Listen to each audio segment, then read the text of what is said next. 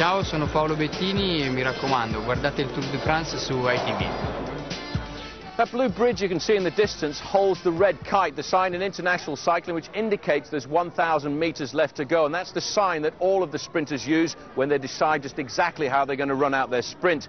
Well, yesterday at 500 metres to go there was a nasty series of chicanes, and that's what provoked the accident which delayed the majority of the bike riders in the Tour de France. No such thing like that today, because from that blue bridge and the red kite all the way to the finish line in the distance, it's a nice straight line. And in fact, yesterday, by the way, the last kilometre was covered in just 59 seconds. That's an average speed of 61 kilometres an hour. Not bad on a push bike, eh? Now, on the subject of the final sprint, there's a 20-second bonus for the winner, and both Robbie McEwen and Alessandro Petacchi started the day less than 20 seconds behind Brad McGee. And having both picked up 2-second bonuses at the intermediate sprints, they're now even closer. So the big concern for FDJ will be stopping one of these two winning, because victory for either one of them would take the yellow jersey off McGee. Of course, first they've got to catch Frederic Fino, who with 8 kilometres to go is still holding out with a lead of 1 minute 19. Well, I know these pictures in Australia are going to be welcomed, because this man could be saving the yellow jersey here. As he moves up, Baden Cook is 2 riders behind him, the big sprinter on the same team. And now, Française de Jeu, the team of the Maillot Jaune of Bradley McGee, have come to the front to drive on, which means they're taking responsibility for the race leader. Paolo Bettini, the new world #1, he's been out with injury. I think has come back with a fresh pair of legs to the sport, because he's riding superbly. And he's trying now to go it alone. But look at McGee, Paul, just sitting in there, hanging on as the champion of Italy drives clear. And is that David Miller coming across? Big response from Cofidis on the front end. This is the champion of Italy, world #1, leader of the World Cup, accelerating now on this small climb, which is really hurting the lone leader at the front. His time gap now, Phil, has gone inside the 1 minute mark. Bradley McGee is marking all of these moves. The whole of the main field has come back together one more time. The next time we get a time check, it's only going to be 30 seconds. Bettini on the front driving. This rider isn't going to survive this onslaught. I can't see it now. He's got to look for the 5 kilometres to go banner, and it's not going to come quick enough. It won't come quick enough at all. It's 38 seconds. Now David Miller on the attack. Miller from Scotland has launched the attack ahead of the yellow jersey, but he has been marked as well immediately by Brad McGee. There you can see the Telecom riders moving for another counter-attack coming off the front end of this main field. It may not well be a day for the sprinters. Well, David Miller was on the attack, but this is a counter-attack now as well. Everybody, it seems, wants to get in on the act. This is the Gerolsteiner rider, Olaf Pollock, I think it is, out in front at the moment. Or is it Angel Casero himself who's launched an attack? Oh, it's Rennie Hasselbacher.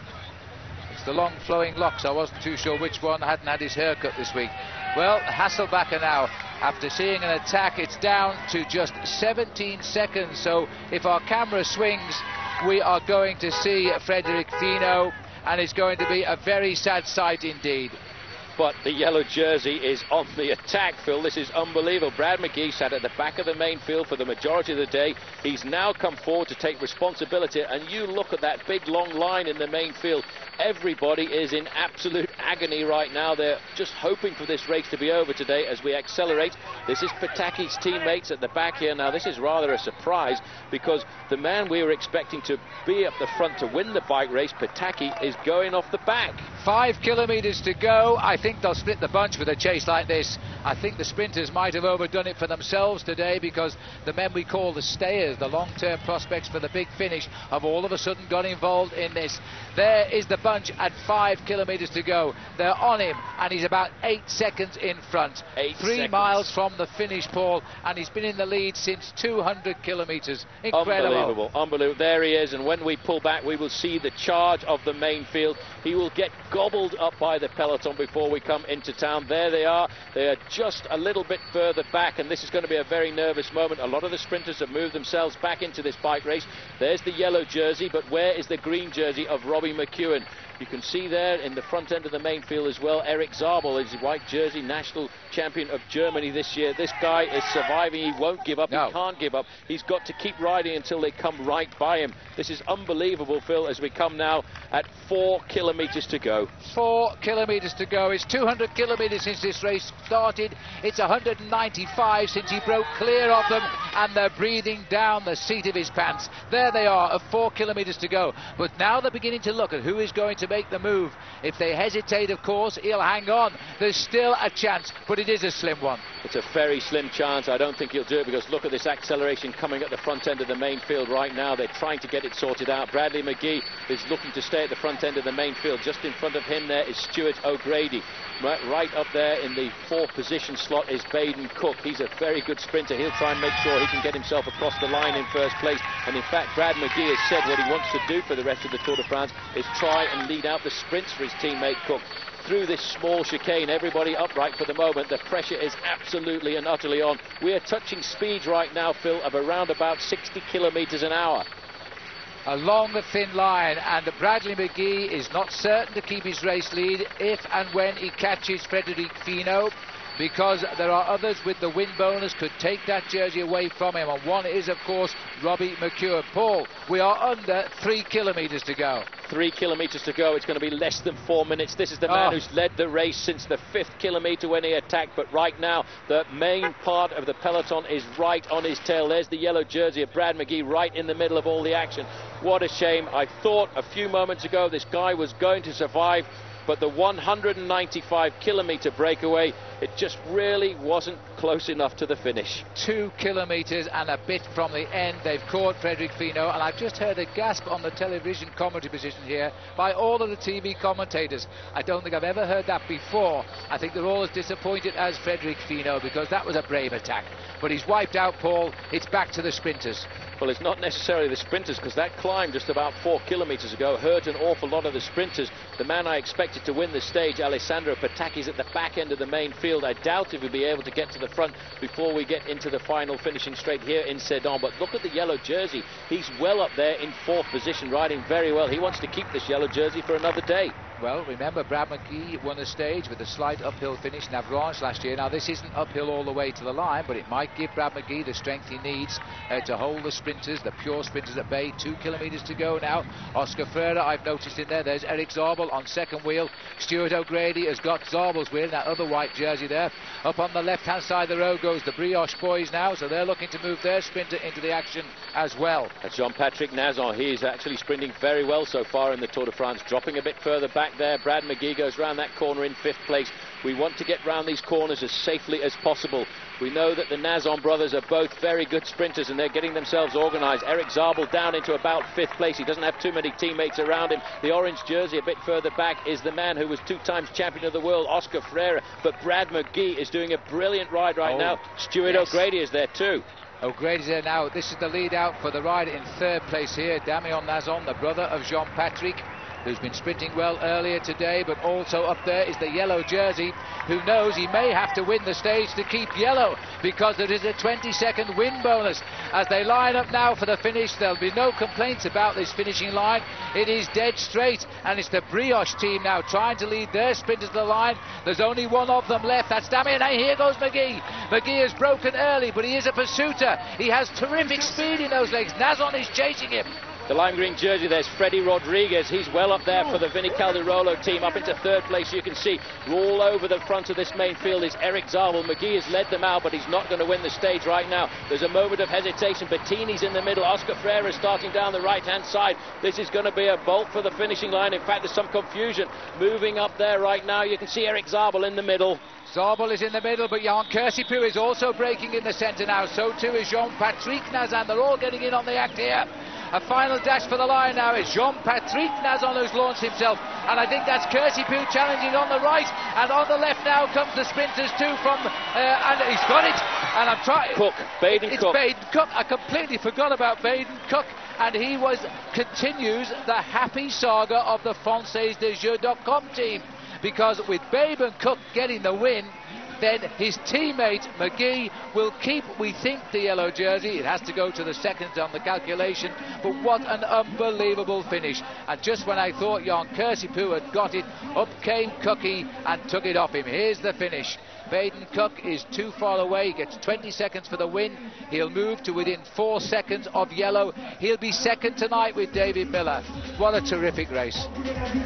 Terrific for the Aussies and for FDJeux.com. Baden Cook with his first Tour de France stage win ahead of Jean-Patrick Nazon and Jan Kursipuu, with Eric Zabel edged into 4th, and Robbie McEwen never really in contention, placing 6th.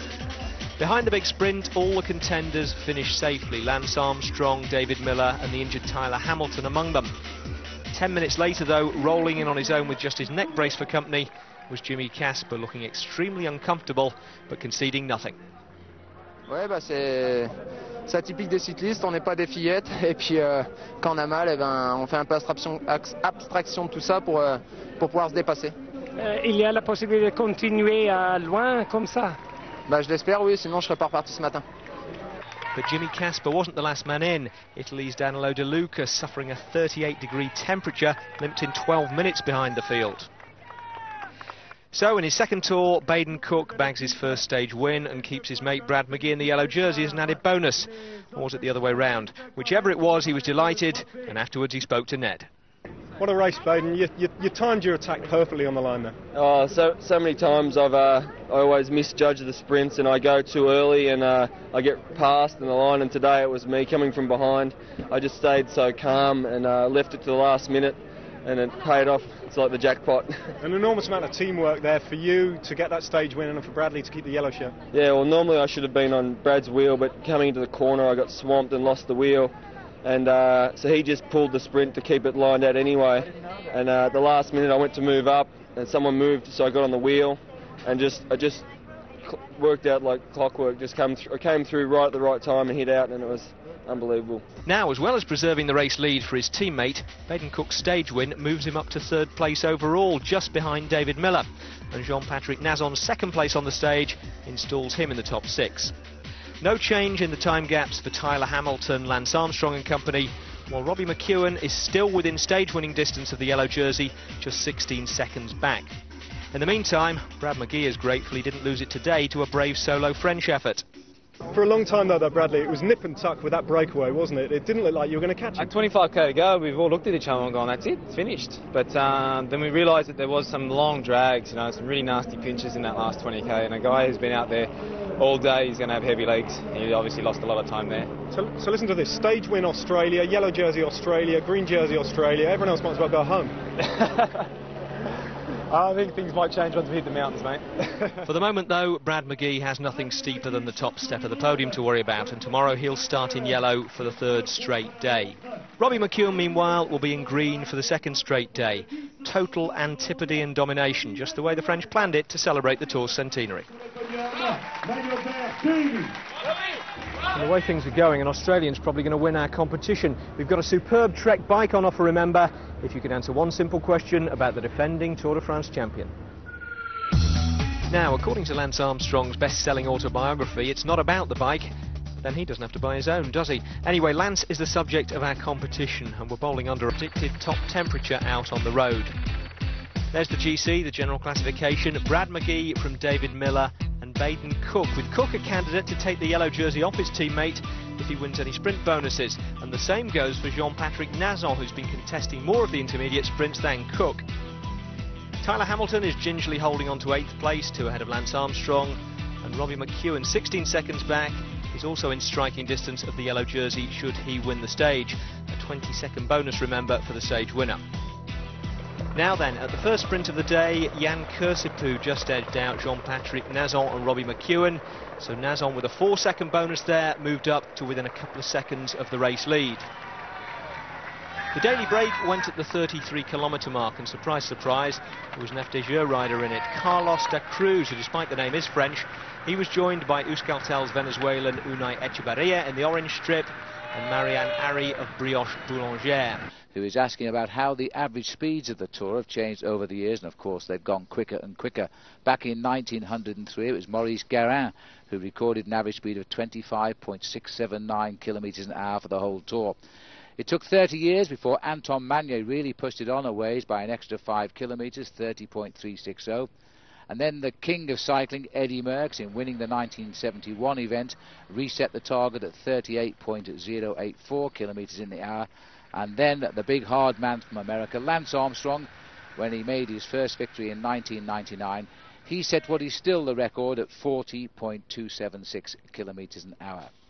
Now, Dave Young from Bristol is saying, who has completed the most tours? Pretty easy question, that, Paul. Well, it is if you rode most of them with him, and in fact Joop Zoetemelk is the man who rode the most, and I rode a lot of my tours at the same time as he did. He rode the Tour de France 16 times, he finished 16 times. He really is almost the king of the podium because he finished second on 6 occasions, mostly behind Eddy Merckx and Bernard Hinault, but he did get himself a victory, and that was in 1980. Right, now let's have a look. We've got one here. Sarah Dodds from King's Lynn are using their teammates to good effect. Winning the Tour de France, being great at climbing mountains, riding time trials, winning sprints. The others they use as helpers to put them in the right positions to do their sport best. Well, just coming into Morzine right now, the lone leader is going to take maximum points on this hotspot sprint competition. The organisers of many of the big races around the world brought the hotspot sprint competition into the race to try and liven up the early parts. When I used to race, Phil, the first 100 kilometres of this race used to be very much just like a promenade, so the organisers wanted to create a sprint which could cause a moment in the race where there could be a counter-attack. We've seen it happen a couple of times so far in the Tour de France this year, and that was one reason for starting this competition.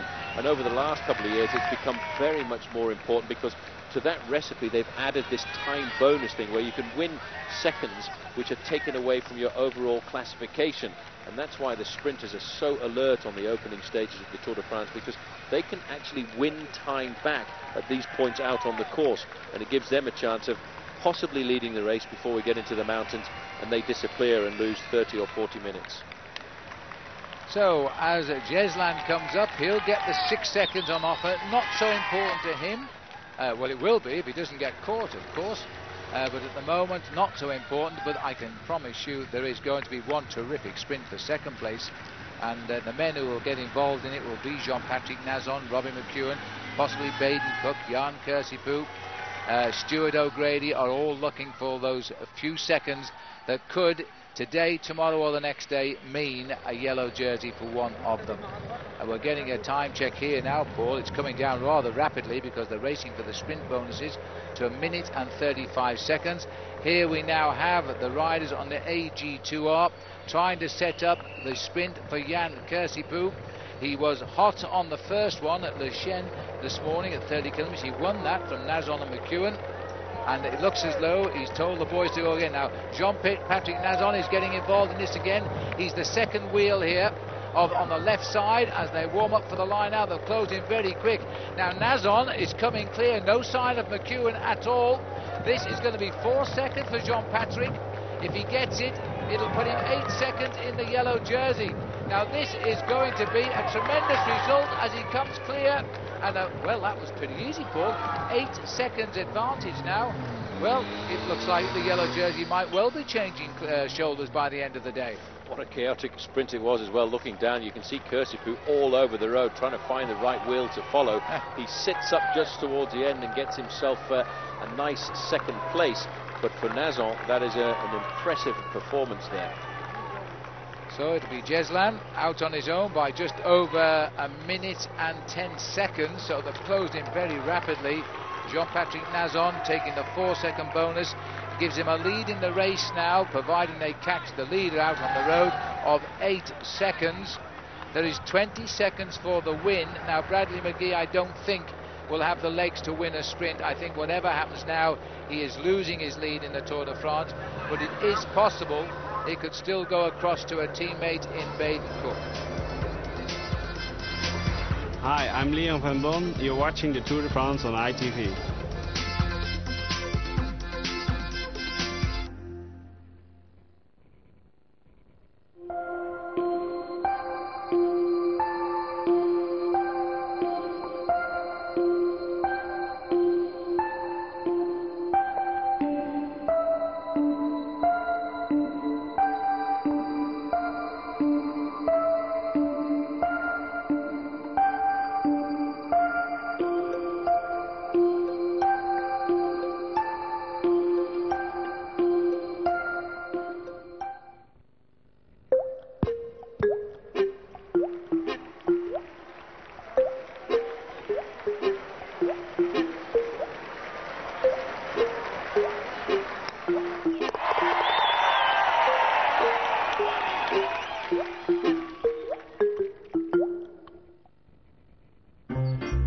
Cooperative Bank, our typical loan rate is now just 7.4% APR. So you can afford to dream a little, whatever your flight of fancy, with £2,000 to £25,000 to spend on anything you want, from practical plans to practically anything, at home or abroad.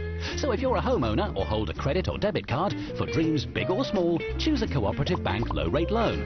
Call 0800 90 50 90 or apply online at dreamloan.co.uk. What will you use yours for? Does your car insurance guarantee you a courtesy car? Check your policy, then just ask the AA for a quote on 0800 444 777. To grip, at each corner, at each moment.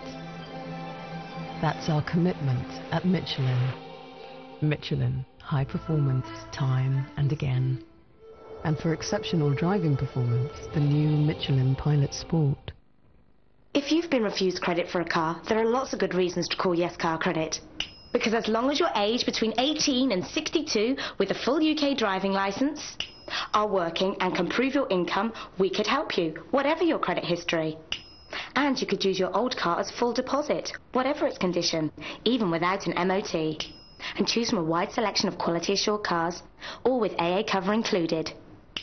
We'll make sure your repayments are tailored to suit your budget, and if you find and accept an unsecured loan at a lower APR than ours within 28 days, you can settle your finance agreement with no interest or penalties. And if that still isn't enough reason to call us, we also offer a 7-day no-quibble return policy if you're not 100% satisfied. Which all adds up to complete peace of mind. To arrange a visit to one of our showrooms nationwide, call free on 0800 032 8411 or click on yescarcredit.net. We're waiting to say yes. Whoever and wherever you are, an Open University course can add a whole new dimension to your life. You can make your career take off. You can work with tutors and meet new friends. You can discover new interests. With part-time learning, you can fit your studies into your day. Whether you have qualifications or not, you can transform your life. Call the Open University on 0800 733 766 for a free prospectus. Do it now. That's 0800 733 766.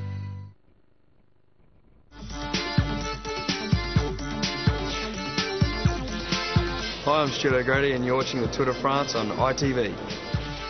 Welcome back. Now, before we rejoin the racing, your daily chance to win a superb Trek road bike in our competition. Now, according to Lance Armstrong's best-selling autobiography, it's not about the bike. Then he doesn't have to buy his own, does he? Anyway, Lance is the subject of our competition, and we're bowling underarm with this question. We want to know how many times in succession Lance Armstrong has won the Tour. Is it 2, 4 or 6? 09001 22 9922 is the number to call, and lines close at midnight next Saturday. First correct answer out of the hat wins this superb Trek 1000 bike. And for 5 runners-up, there are copies of the official Tour de France Centennial book, which is packed with original race reports and some superb archive photos. By the way, all the competition details are on the ITV website, and that's also the place to log on to if you've got any questions for us. Alright, let's rejoin the action now with Anthony Geslan, the lone SKP, still out front with a little over 18 kilometres left to race, but unlikely to be there for much longer. Well, they look as though, Paul, they're just riding tempo again, but the time check is coming down as we speak. It's down to 40 seconds. These guys know exactly what sort of effort they need to put in to pull back a man in the last few kilometres of a race like this. They allowed him to hover at 3 minutes, I think, Phil. There was one team on the front, Jean de la Tour, keeping that gap at a nice, sensible 3-minute margin, because they knew as they got closer to the finish, the teams of the sprinters would start to swamp the front end of the main field, as they are doing right now. The white and blue jerseys are Fassa Bortolope. They will be thinking about setting the sprint up for Alessandro Petacchi. On the right-hand side, the lime green jerseys, that's the team of Roman Weinsteins, but I think they're starting to designate their American sprinter, Freddie Rodriguez, as the man to go for the sprints there, because yesterday Rodriguez wasn't too far away in 9th position, and maybe getting back to the sprinting form he had a couple of years ago when he rode for the great Mappé squad. Well, he's had his moments this year, especially in the Tour of Georgia, which was a new race on the American programme. Now 35 seconds. the last chance to give him water. I'm not sure he should even be giving him water at this stage of the race because we're inside 20 kilometres to go. In fact, I just caught a quick glimpse of the race referee there telling the Brioche La Boulangère team to stop that now very much and please pull over to the side, which means the gap has gone inside of 30 seconds. This man took on board a lot of drinks and they're not for him. Again, very professional move here. He knows he's going to get caught right now. He will get caught by the front end of the main field. He's got an excess of bottles in his bag and he can just hand them out to the teammates as they come by. That's absolutely right. He's done a great job for the team though, and that's for sure, because he's put his team on television throughout France for the last nearly 2 hours in this breakaway of his own. The crowd are waving now as they're running steadily into the first time finish in Saint-Dizier. 25 seconds they're saying. Well, hasn't hosted any finish before, you know, and we've had 100 years of the Tour de France. And tomorrow we stay in Saint-Dizier for the finish of the team time trial. So even for all the race followers, 2 nights in the same hotel, what a bonus. Well, that's a great bonus for the bike riders especially. They really get a bit fed up with every morning. It's the same old deal. You've got to get up, have breakfast, close the suitcase has to go to the van, on to the next place. For the followers and helpers as well, it's also a great day. It's almost a rest, even though they still got to get up at the same time, eat the same food and still get onto the bike and put in a full day's effort. Well, here comes the catch, and it's going to be at around 16 kilometres from the finish when it's all over for him. But a brave effort and a wonderful experience in his first Tour de France when you're only 23 years of age, and that really is quite a young age to be in the Tour de France for any bike rider, no matter how good they think they are. This is a totally different bike race to all of the ones that have ridden before. There he is, and it is the Italian team in the white jersey of Fassa Bortolo who are now taking command of the race in the hope they can launch their missile, which is Alessandro Petacchi at the finish. But I'll have to tell you, yesterday he got a bit rough towards the end, and Petacchi was actually left behind and tailed in. He never saw the finish. There's the beautiful Chateau Clodo. Very nice. There's plenty of those in France, though, Paul. Nice piece of real estate, Phil. Looks just like your house, doesn't it? Thank you. Anyway, still front end of the main field, really picking up the pace making right now. The teams of the sprinters, what they want to do now, Phil, is to keep the pace up around 50 kilometres an hour. The idea being that there can't be any counter-attacks, and that's what really does give them a tough time when, as they prepare themselves for the sprint, prepare themselves to get their men into the right position, attacks come hurtling by and they've got to respond to those attacks. 15 kilometres to go now, and the field is all together, everything, as they say, to race for. Hola, soy Oscar Freire y ustedes están viendo el Tour de Francia en ITV.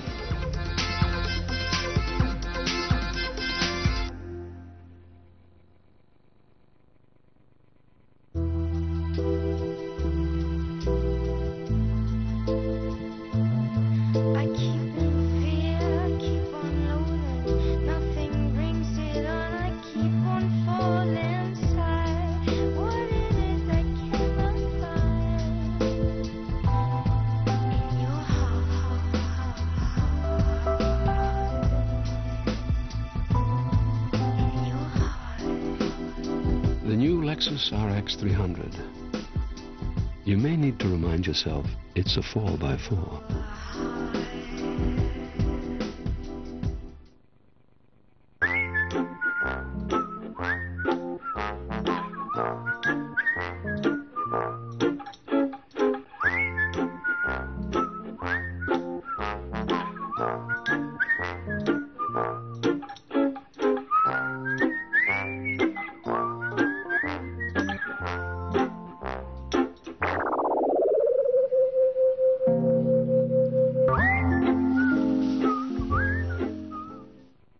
Looking for a loan company that listens to you and understands what you want, offers a huge choice of loans and mortgages, provides great customer service and more?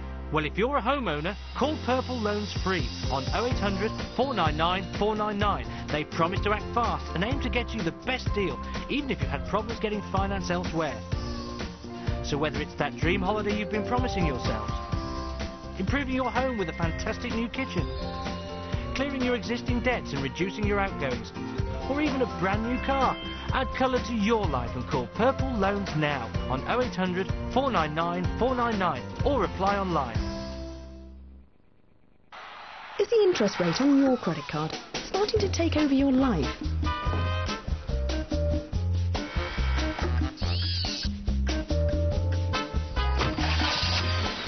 Well, help is at hand. Call 0800 10 20 20 and we'll send you details of the RBS Advanta card, which you'll pay no interest on until next January, on balance transfers and purchases, and there's no annual fee. After this, you'll benefit from our low standard rate of 14.9% APR. Cut your credit card rate down to size. Call us now on 0800 10 20 20. You've just renewed your car insurance. But did you really get a great deal? Did you ask the AA for a quote, for example?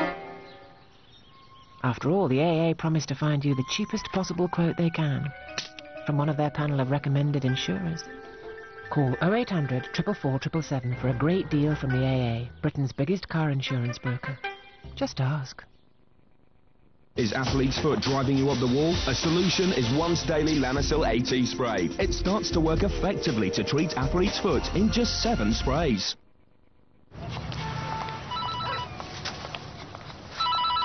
Hello? Oh yeah, I'm okay. Yeah, of course I love you. Of course I do, yeah. I'm a bit busy right now. Can I...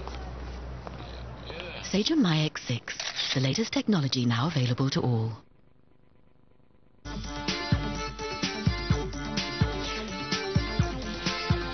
Hi, I'm Fred Rodriguez. You're watching Tour de France on ITV. We've had some pretty dramatic sprint finishes so far, but this again is going to be another dodgy one. Way over there in the distance is the final kilometre flag, and then it's a 500-yard sweeping bend to come to this corner here. Once the guys come around that corner, and they will be hugging that corner tightly up against the barriers, they'll sweep across the road in a diagonal line to that corner over there. They'll know from reading the race book that once they go around that corner, the finish line will open up in front of them. This is the dangerous part. Riders will take a straight line across here. If you're caught on the wrong side of a wheel of the rider making a change of direction, that's when the wheels touch, that's when the accidents happen. It's a dodgy sprint, an exciting sprint. It's a kind of sprint that the young rider like Baden Cook will be looking for. He's young, he's not scared of anybody, and he'll take the risks. Back out on the road, the pack is all together and closing in on the danger zone. With a little over 10 kilometres to go, the Fassa Bortolo team of Alessandro Patacchi are dictating the pace.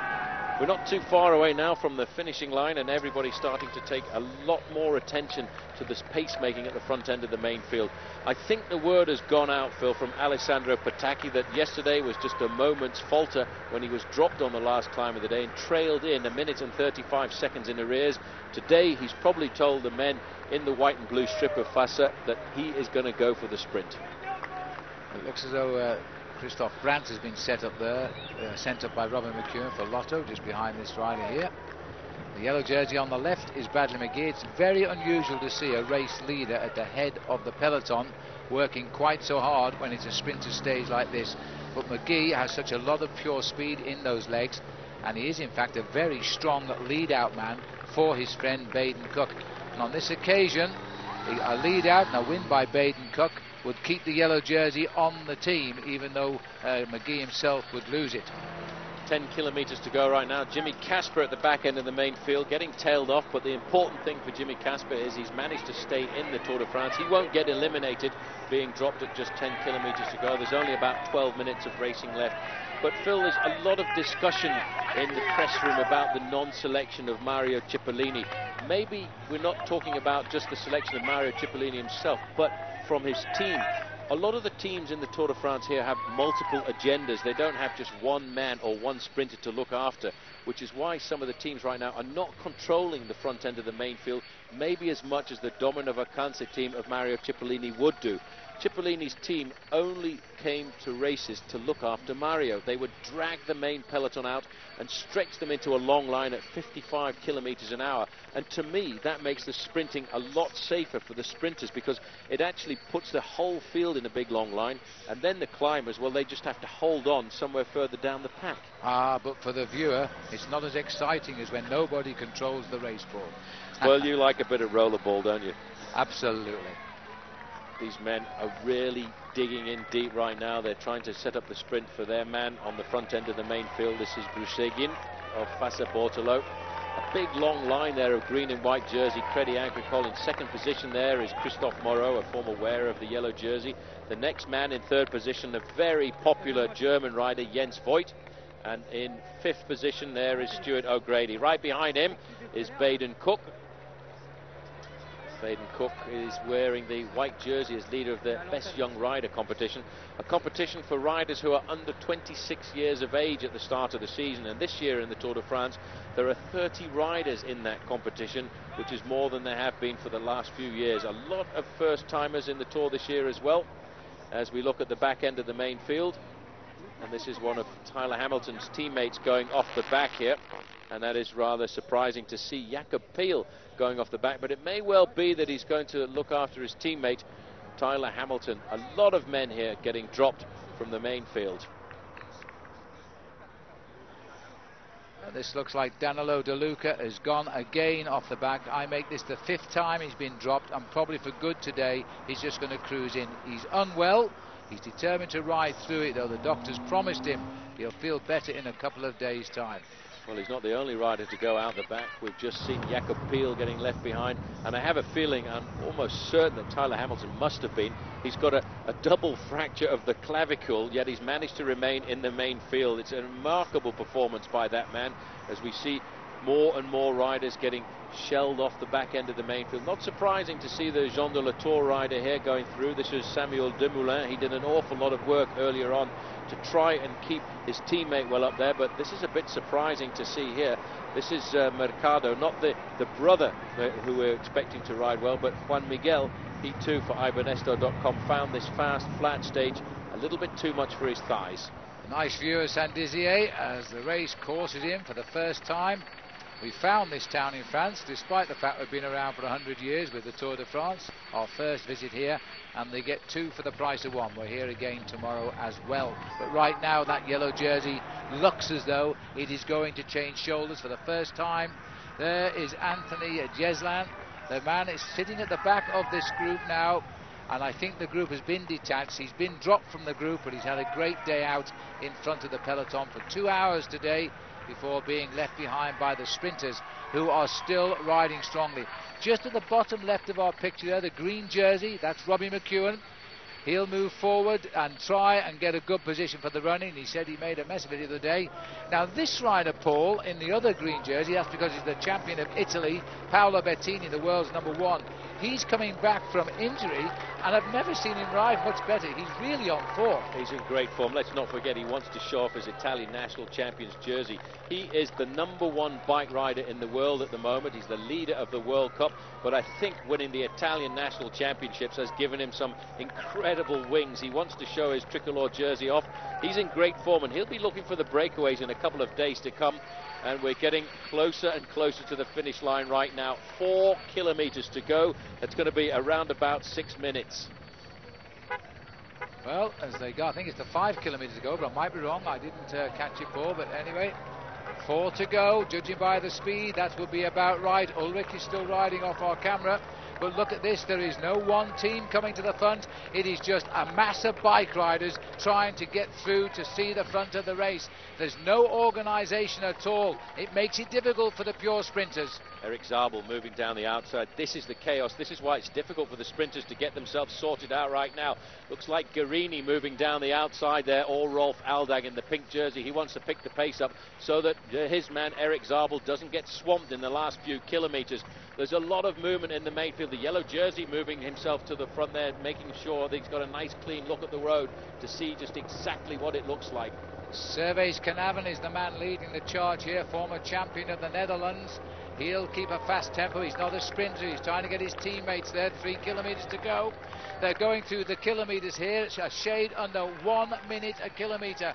That is over 60 kilometers an hour right now.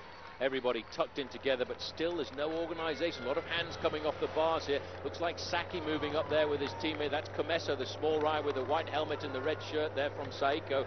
The rider there swinging off. He's done his job right now. He's done a great job for Crédit Agricole. They've kept the pace up. They've brought the race back together. But Phil, there's so much chaos in the front end of that main field. Wait for the turn. Because of the fact there's nobody wants to set the tempo for their team sprinters just yet. This is the wide sector of road here, but it changes when they make a sweeping. I think it's a left-hand turn off the quayside as they run up towards the finish. It's a good road, but it does alter direction rather a lot, gently but surely, and they've got to remain focused here. The men at the front now are the big sprinters, and they fought their way through.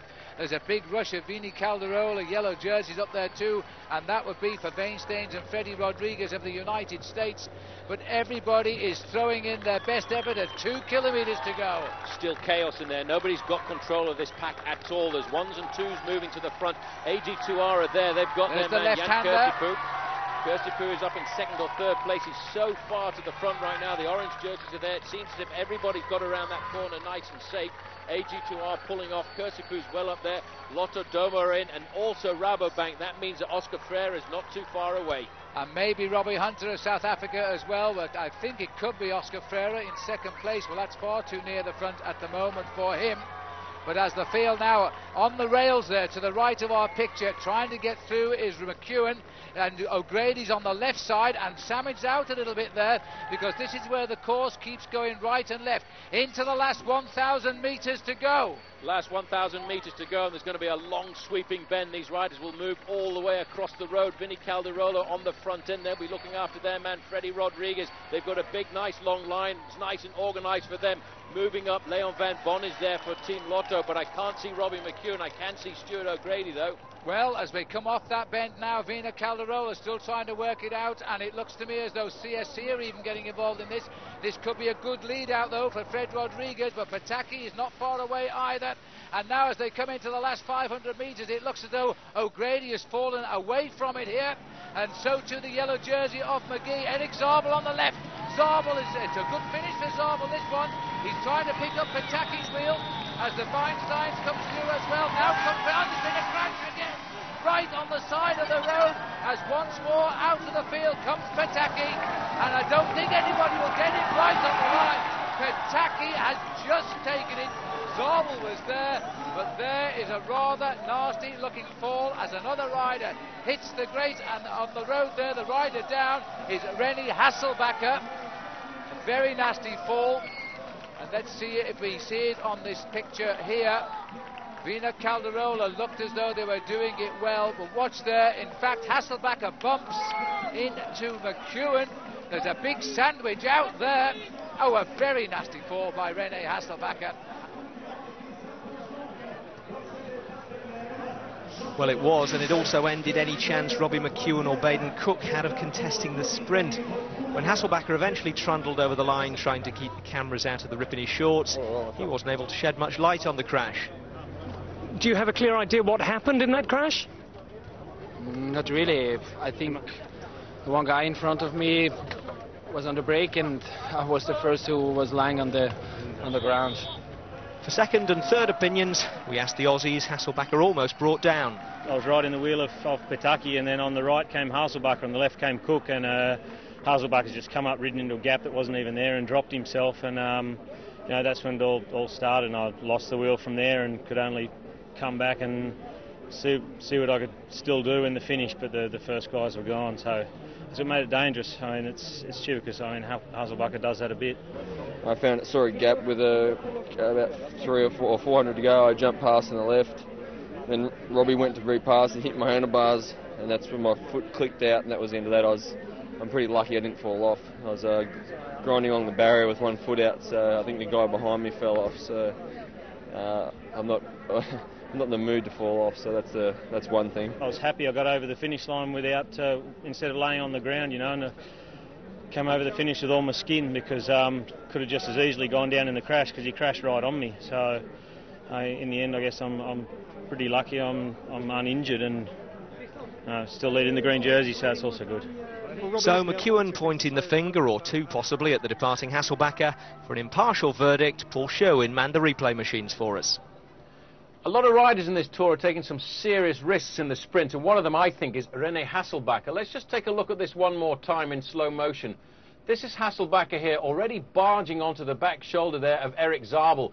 He sees Pataki starting the sprint here, moves across, but the two Aussies are locked shoulder to shoulder there, Cook and McEwen. I don't know how they stayed upright. Hasselbacher goes down on the ground. I think it was his own fault. He was weaving around in the middle of that bunch. The result should stand as it is. Which it did. Alessandro Pataki winning his second stage in 3 days. Not quite at the record speed the stage had been shaping up for. Nearly 48.5 kilometres though, the fastest of this year's Tour so far. There's confirmation of the result. Pataki ahead of Romans Weinsteins and Oscar Freire, with Eric Zabel 4th and Robbie McEwen 5th. Brad McGee was in the main bunch, and right behind him was Jean-Patrick Nazon, the man who'd overtaken him on the road in the overall standings. All the other main players finished on the same time. Which meant France had finally retaken control of its national sporting treasure from the Australians. Jean-Patrick Nazon, the first home rider to wear the yellow jersey since François Simon in 2001. Le Tour de Centenaire, c'est vrai que c'était quelque chose d'exceptionnel. Le départ à Paris, ce prologue, tout ce monde, c'était quelque chose d'exceptionnel, mais c'est vrai quand on est sur le vélo, on se rend moins compte parce que c'est peut-être dans 10 ans, dans 20 ans, dans 30 ans, quand on regardera les cassettes, qu'on montrera à ses enfants ce qu'on a fait, c'est peut-être qu'à ce moment-là, quand on aura plus la joie de ces moments-là, qu'on savourera encore plus. Bon là, je suis en plein tambour battant de ma carrière, donc c'est vrai que j'ai qu'une ambition, c'est d'avancer, bien évidemment, donc je ne veux pas m'arrêter là. Et, je pense que d'ici 5-10 ans, je commencerai à savourer tous ces moments-là, parce qu'après, ça sera fini, quoi. So there are the standings. Nazon now leads the race from Bradley McGee by 8 seconds, which shunts David Miller down into 3rd. Robbie McEwen and Jan Kirsipuu have sprinted themselves up into the top 10, with Lance Armstrong dropping out of it to 12th. However, the general classification should be unrecognisable by the end of stage 4. Well, there shouldn't be any crashes in the final sprint tomorrow, mainly because it's a team time trial, and that means we'll finally get a good look at Lance Armstrong and his US Postal team, who've been all but invisible in this race so far. They'll start as favourites for the stage, a 69-kilometre semicircle starting in Joinville and finishing back here in Saint-Dizier. As usual, you can see all the action here on ITV2 tomorrow night at 7 p.m, and those highlights will be repeated late night on ITV1. See you for either or both of those.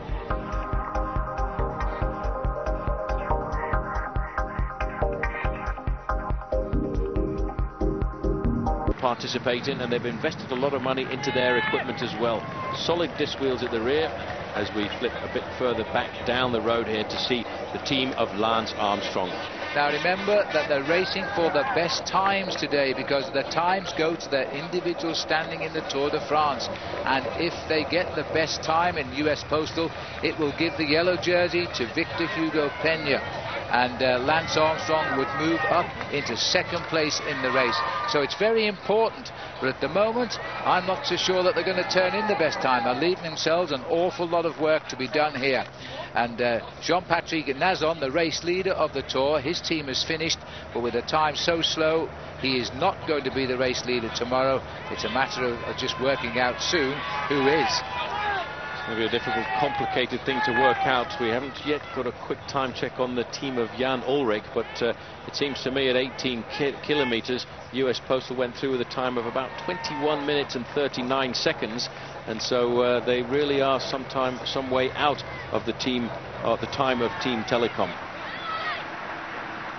Here is now Team Bianchi. Here they are. And remember, we're looking here at the rider Jan Ullrich on his big fight back here on a new team. He's never finished a Tour de France lower than 2nd, and he's won it once, and he is the one man that Lance Armstrong fears if he can find his old form. Confirmation as we get from the computer. It's rather interesting to see Team Telecom have got themselves the fastest time at the first time check. Armstrong's team a lowly 7th place at that point. but just ahead by 2 seconds of Team Bianchi of Jan Ullrich. It's very important today for Jan Ullrich and his team to show that they have got the strength and depth to possibly challenge Lance Armstrong in the last week of racing here. I think Jan Ullrich will improve as the race goes by now. Going back to the intermediary point at Montier-en-Der, this is a chance to see just how well Team Once are doing. This team over the last few years have really been the specialists at the Tour de France, and it looks as if they have accelerated, Phil. After a slow start, we're going to get a new best time at 44 kilometers covered, and it will be the team who won last year. US Postal Service were beaten by this team, the Once team of Spain. So Once arrive at the 44.5 kilometer point. They're sprinting now to top the leaderboard and bring back the reputation. They are the experts at the team time trial. I'm not so sure they're going to get there in the next 10 seconds. Yes, they've gone through just inside 51 minutes. 50.59. Once now setting the trend. Just on the right-hand side there is Josipa Belocchi, the man who finished second to Lance Armstrong last year in the Tour de France. And his team actually beat the US Postal Service by 16 seconds in this discipline just 12 months ago. But 2 years ago, they were beaten into second place by Crédit Agricole, the team that has finished now with a fairly lowly position this afternoon. And they won the competition back in the year 2000. Well, there's the situation very briefly. 51 minutes rounded up now for the Once team. And this looks like, Paul, they've opted on a slow start, and maybe they'll make a fast finish. He's Kelme. Kelme have ridden a little bit out of it. There we are, you see, as they approach the finish. They're already in ninth as they sprint towards the line. They'll slip further away than that, I fear. 3-6. Oh, they've got all the men. That can be a wise decision. All the men will get the same time, whatever it might be, but the clock has counted them down to 10th place at the moment, 1:22.16. That's about usually where Team Kelme from Spain finish in the team time trial. They've never been able to put it together quite as much as their compatriots, the Once squad, who, if you look at these machines here, they've invested a lot of time and money into developing the team time trial machine. The full disc wheel at the back helps to improve the penetration in the air. The handlebars that are clipped in the middle there allow the riders to get down into a very awkward but aerodynamic position. And this event really pushes the team to its absolute maximum, and the leader of the team counts on the strength and depths of his team on a stage like this, because as we said and we keep mentioning, the team time trial relies on the 5th rider in the team to stop the clock, and that's why it is such an important discipline. And it looks as though even here, Belocchi having a bit of trouble here trying to get onto the back of those wheels. In fact, he sensed that rider in front was tired. Well, Belocchi really suffering a lot there. You could see the expression of pain on his face, and he's a man who we expect to ride well in the overall classification. But he saw that his teammate, who was dropping back there, was also in a spot of bother, so he decided to close the gap between the two. A lot of communication between these riders. They're still looking very strong, but let's not forget they're each one of them pushing themselves to the absolute and utter limit. And the reason for that is they're coming up with the fastest time at the second time check. They're leading their compatriots from Spain, ibernesto.com, by 11 seconds. But this is the team of Lance Armstrong. We go back now to Cofidis. Into the last kilometre for Cofidis, Paul, and I don't think it's going to make very, very good viewing for David Miller, because this team has been rather ragged, but they are keeping the whole team together. Well, they need to do something for team spirit, because it certainly hasn't been a lot of fun at the team dinner table, I don't think, since the very first day when David Miller felt he was going to get himself the yellow jersey. And there is Miller in second position. And just looking over his shoulder, you can see Médéric Klein, the man who many people gave the responsibility to that first day crash to. Well, he's lost himself a fair amount of time, but they seem to have recovered somewhat in the latter part of the course. And David Miller, well, his dreams of the yellow jersey, I think, will completely and utterly disappear, and he's the man taking up the responsibility here of the last few hundred metres. Well, he'll drive home. He's a proud man. I think he's leading himself into a position now where he'll look to try and win a stage of the Tour de France, because he'll lose his 3rd place overall tonight as he drives the team towards the line, but the clock continues to count. And remember, there are still 10 teams behind who are riding pretty cool as well. 7th at the moment, 1:20.33 for David Miller's Cofidis team. David, talk us through it. It's not the ideal race, was it? No, my team wasn't at its best, but nah, well, I'm going good. So what went wrong? Was it team tactics? Was where the team performed? Any mechanical problems? No, they just weren't. They're just not firing, you know. Just not strong enough. And how much of that do you think you can put down to everything that's sort of been going on in the team and the mechanical? It's just physical. It's just physical, you know. They're not strong enough. There's nothing. They'll be good in the mountains. They're just not made for that sort of thing, I don't think. So anyway, I'm happy with how I'm going.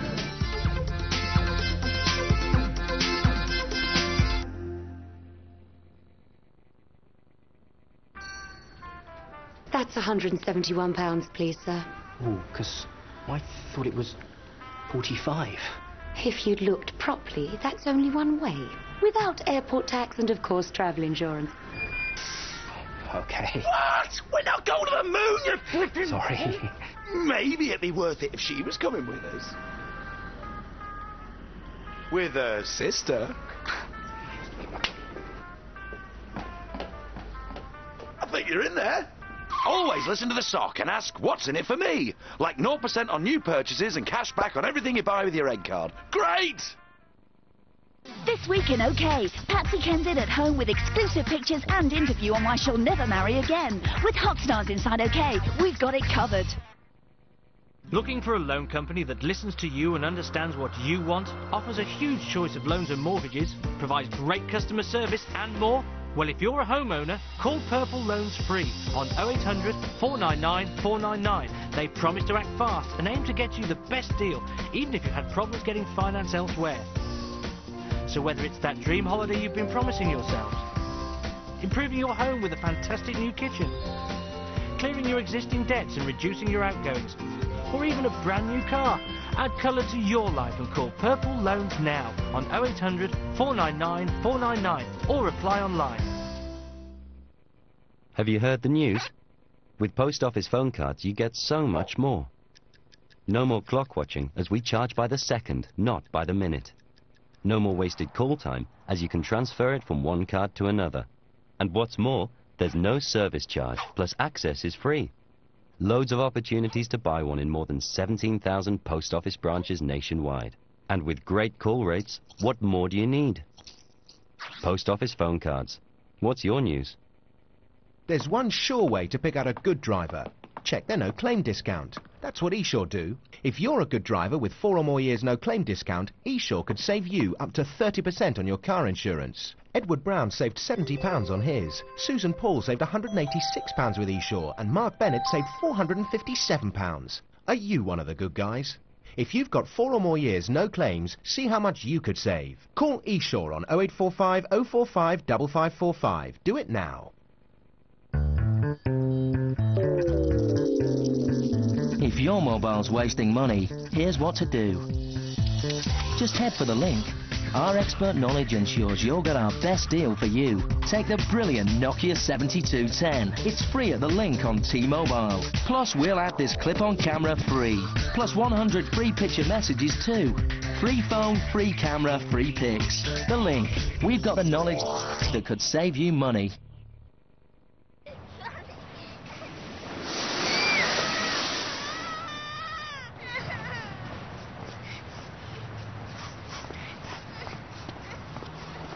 Is this your car?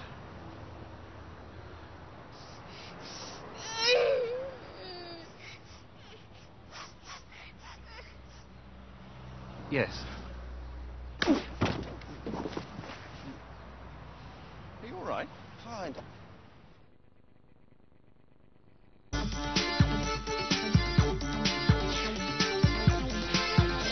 Je suis Alexandre Vinokourov.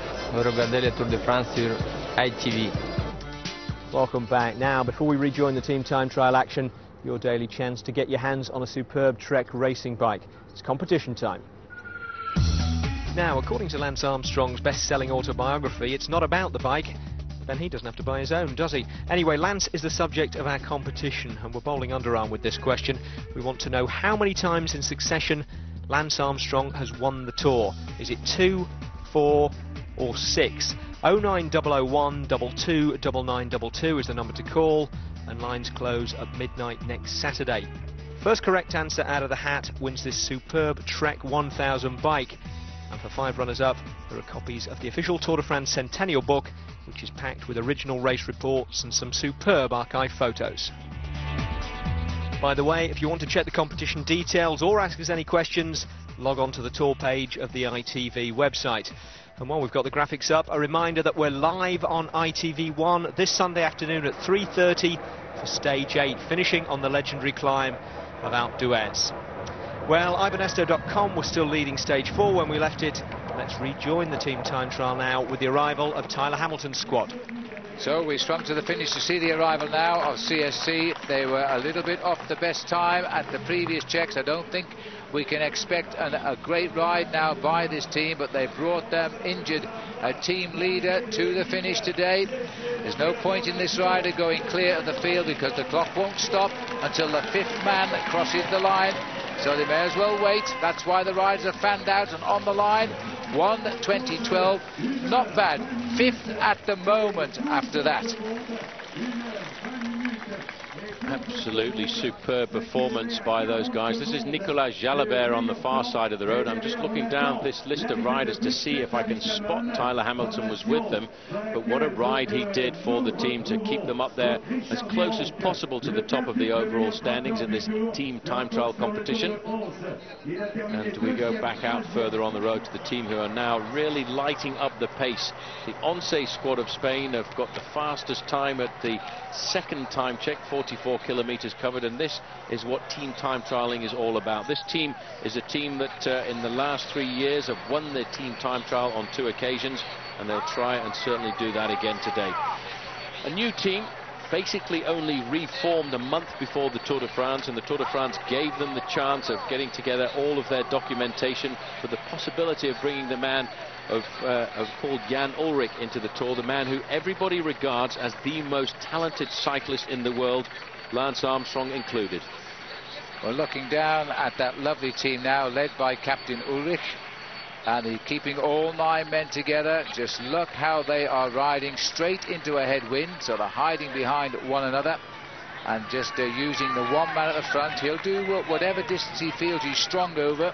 Then he will swing off and he'll allow the wind to blow him gently back, and then he'll hook up at the rear of the train and go through again when his turn comes.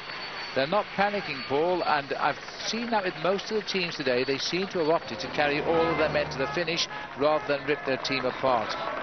Here's Euskadi. Not a good ride here, and we're only at the 44 kilometre point for this team, 13 and slipping away. Now this is bad news for Iban Mayo, because in the mountains we will see a lot of that rider, but you can't afford to concede too much time in the team time trial to riders like Armstrong and Ullrich. Well, Paul, when they get with this team to that 44 kilometres check, it is going to be a very interesting time, because they weren't in the thick of the action. They did 21 minutes and 39 seconds at the first check, and that wasn't up amongst the leaders. There's Armstrong sitting at the back, and I think they will accelerate. He looks absolutely relaxed himself. He doesn't have any problems at all. He's the strongest man in the team, but he can't just ride away and rip the team to pieces. He needs every one of the men in this team to help him keep the pace high. Hincapie just slipping to the back there. He's done his turn at the front. Amazing to see George Hincapie bounce back the way he has done. Well, as we go back to the finishing line right now, we should see the arrival of Quick Step David Amont. And they are coming in with a fairly respectable time, Phil, and they may well just be able to push ibonesto.com off the top, but it's a long way to the line from here. But they have done, like a lot of teams, they were only 6th fastest at the very first check, and here they are now. They're trying to challenge for the lead. They won't get that, but they'll be right up there. So not too far to the line now. They could make a top 3 time, so they've got quicker and quicker as the race has gone on, and that might be exactly what US Postal are trying to do as well. That's the final bend, and the team very much together, and Paolo Bettini looking for the sprint with them on the Italian jersey. They've held on to second. They've come back 1:19.50, a very good time, and they proved to us that a slow start might be the way to go. Let's not forget the latter part of this course we do turn up towards the north, and the wind which is rising is a north to northwesterly, so it'll be on the riders' faces for the last 50% of the course, which is possibly why many of these teams are trying to start just that little bit slower to save the energy for the acceleration in the last part of racing. There is the team, the armada of the US Postal Service, the men who will be adopting this position later on in the Tour if they can get Lance Armstrong into the yellow jersey.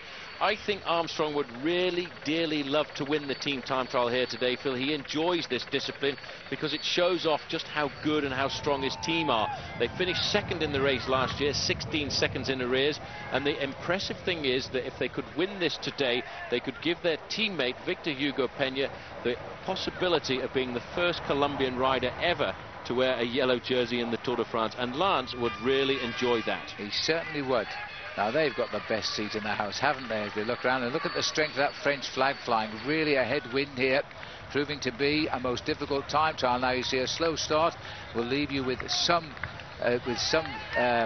strength to get into this headwind as it closes over towards the end. There's a nice portrait of the face of Jan Ullrich here, hidden behind those glasses and under his helmet, driving on. I mean, he could be in yellow tonight if he could get the best time, but that's a bit too much. But look at the concentration here. His mouth dry and tacky because the weather is so hot and humid today. They're concentrating. This is the man he will possibly be up against in the high mountains. Remember when they shook hands a couple of years ago at the top of the last climb at Les Ardiden? They finished first and second in the Tour de France. It might be that way in the next 2 weeks, but we've got to see a bit more of confidence from Jan Ullrich. What a big battle it was between Lance Armstrong in second position here in the line of the US Postal Service team and Jan Ullrich. Ullrich never laid down arms until the final big climb of the Tour de France. Here comes Bianchi, they'll be the next team through. And then this will give us some indication. They were running 2 seconds slower than US Postal at the first check. So this will be interesting, Paul. It's going to be very interesting indeed, because the time to beat is that of Once, 50:59, and in fact Team Bianchi are threatening to come through there very close to the time of Once, but they're not going to do it this time. But they still have a lot of strong bike riders, and there's a big possibility that they could accelerate towards the end. Second place for Team Bianchi, in fact dropping down to third there. It's a long way to the clock stops at this intermediary time point. There's Jan Ullrich just on the left-hand side. What a picture of concentration. This man surrounded by his team, the team that he hopes will, in the next 2.5 weeks of bike racing, make him a challenger to Lance Armstrong's superiority. Looking there at Jashiba Bolocki and the Once team, who are becoming the big threat and likely the next leaders of this time trial when they get there. They've gone through the 59-kilometre check with the best time so far. The teams behind, of course, haven't arrived there yet. 1:7:44 it was, ahead of iBanesto.com. They did 1 hour, 8 minutes and 2 seconds. So they are in with the best time just now. So they've got about 10 minutes still to ride, the Once team. And I think they're going to come in with a very, very good time. Probably the time to beat. There are only 4 kilometres to go now. Here comes the Postal now, and this is going to be a most crucial checkpoint at 44 kilometres, because they were only the 7th best team at the first check of 18 kilometres. Big cheers for this team. They have a lot of fans in France, despite what you may hear in the press. But look at this. They are going through to run very close to Once, the new men on the leaderboard here. There's still a little way to go, but I have a feeling, Paul, that this is going to be the best time. They've started slowly and they have stoked up the engine. Once 50:59. Here comes the time check now as they come up this little rise towards the camera. They may just be outside of Once because it's still a little way to go. Vyacheslav Yekimov driving on with Armstrong. The whole team, all the boys in blue, looking good. They're going to go behind Once by 1-2 seconds as we count. A long way, isn't it? But I tell you what, Once are a fast improving team today. And this message will go back to Once as well, because you can rest assured that the Venga man, Manolo Sainz, will tell his boys that they are ahead of Postal. As they get through to the finish, it will be a new best time, because they were 18 seconds quicker than iBanesto at the last time check of the day, 6 miles back. So I think that Manolo Science has really done the trick again with these boys. Only US Postal, it seems now, have got the power that might topple Once. There are rivals in the team time trial. Once, these last 3 years, have either won or finished second, and I think they're going to do the same again now. On the line, Paul, yes, 1:18.57. Hi, I'm Victor Hugo Peña, and you are watching the Tour de France on ITV.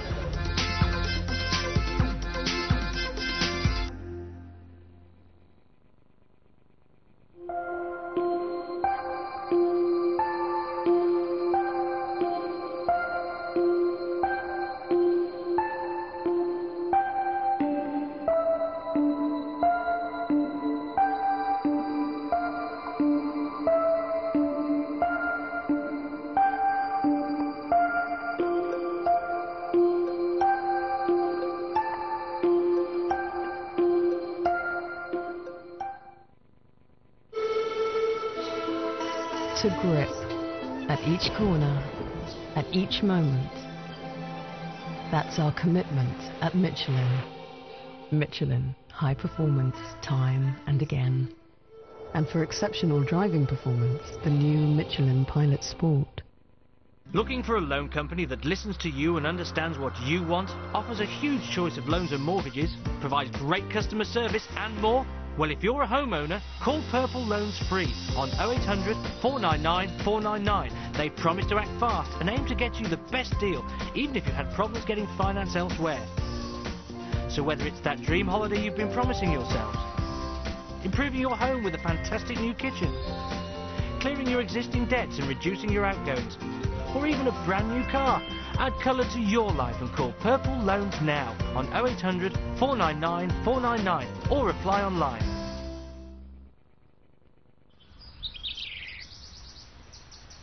Mary called this number. She received medical treatment when she wanted it. I had a cancerous lump. They operated the next day. Life's priorities changed. For the first time, I appreciated the value of health. I wanted to enjoy my son growing up. I was fortunate. I was in safe hands. I'm here now to tell my story and enjoy the rest of my life. Call Bupa for a personal quote on 0800 600 500. Norwich Union Direct. Yeah, I'll do about 10,000 miles and I want you to quote me happy. I want to feel that happiness warm me like the sun. Quote me happy. Bring it on. Yes!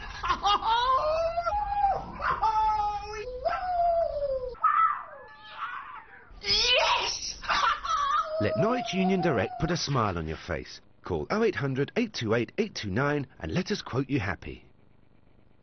Where is everyone? Dunno. There's no one left. We're being wiped out. New Dulux Real Life. 10 times tougher than ordinary matte paint.